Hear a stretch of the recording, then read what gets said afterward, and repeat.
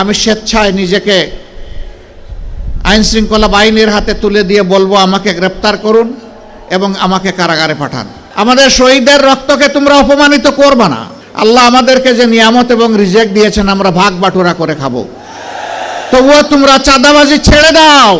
লক্ষ্মীপুরে চাঁদাবাজি আছে? শিওর আপনারা?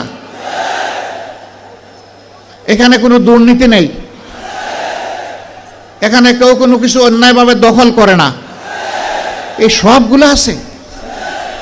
যারা এগুলা করেন তারা কোন দলের, তারা কোন ধর্মের, তারা কোন প্রজাতির, তারা কোন গোষ্ঠীর, এটা না দেখে এই বিনয়ের সাথে অনুরোধ করব, বন্ধুরা দয়া করে ওই শহীদদের রক্তের প্রতি একটু সম্মান দেখাও।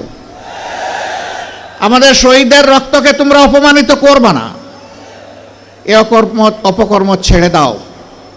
তোমাদের যদি খাওয়ার অভাব হয়, আমরা আশ্বস্ত করছি এই সমস্ত মানুষগুলা মিলে আল্লাহ আমাদেরকে যে নিয়ামত এবং রিজেক্ট দিয়েছেন আমরা ভাগ বাটুরা করে খাবো।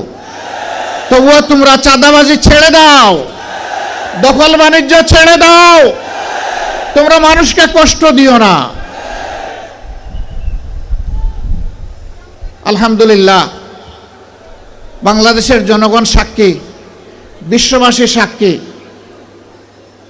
2009 সালের 10 জানুয়ারি আওয়ামী লীগ ক্ষমতায় আসার পর 2024 সালের 5ই আগস্ট পর্যন্ত যেই দলের সবচেয়ে বেশি সংখ্যক শীর্ষ নেতাকে খুন করেছে তার নাম হচ্ছে বাংলাদেশ জামাত ইসলামী।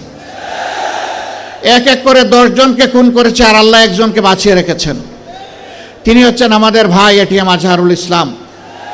আফসোসের বিষয়, 6টি মাস চলে গেল, বাংলাদেশ ফেসিবাদীদেরকে তাড়ালো, কিন্তু ফেসিবাদের বোঝা এখনো এটিএম আজহারুল ইসলামের ঘাড়ের উপরে রয়ে গেল। এক এক করে জাতীয় নেতৃবৃন্দ সবাই বের হয়ে আসলেন, এখনো আজহারুল ইসলাম অন্ধকার প্রকোষ্ঠে থেকে গেলেন কারাগারে।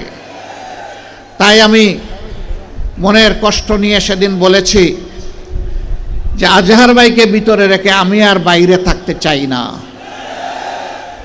আমি সরকারকে অনুরোধ করেছি আগামী 25 তারিখ আমি স্বেচ্ছায় নিজেকে আইন শৃঙ্খলা বাহিনীর হাতে তুলে দিয়ে বলবো, আমাকে গ্রেপ্তার করুন এবং আমাকে কারাগারে পাঠান। যেদিন আজহারুল ইসলামের মুক্তি হবে তার পরের দিন আমার মুক্তিটা দিয়েন। 13টি বছর কারাগারের অন্ধকার প্রকোষ্ঠে দুঃখে দুঃখে জীবনের সাথে তিনি লড়াই করছেন। এই সময়টা প্রিয়তমা সহধর্মিণীকে তিনি হারিয়েছেন। এই সময়টা তার পরিবার ছিন্ন ভিন্ন হয়ে গিয়েছে। সেই মানুষটার উপরে আর জুলুম করবেন না।